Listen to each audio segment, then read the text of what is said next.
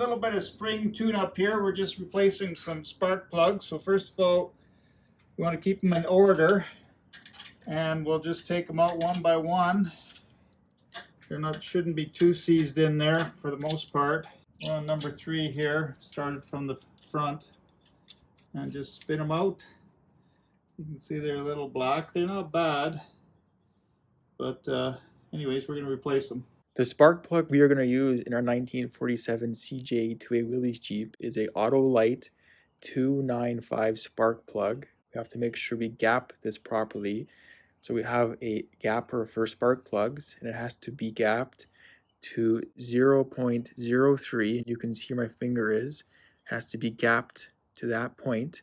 To gap your spark plugs, use your spark plug gapper. Just stick it on to the really narrow end and then kind of just slide it up until we get to the 0.03. Kind of just working it up until we get that spacing correct. Kind of have to pry it open a bit.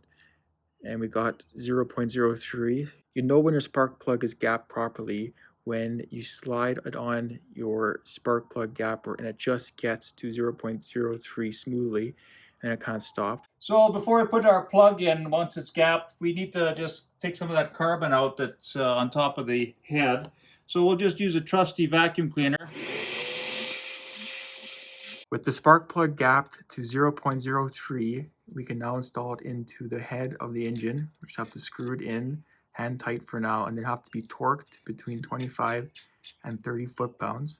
Use a 13/16 inch socket or a spark plug socket that's designed for spark plugs. You just torque this to 30 foot-pounds using a large torque wrench.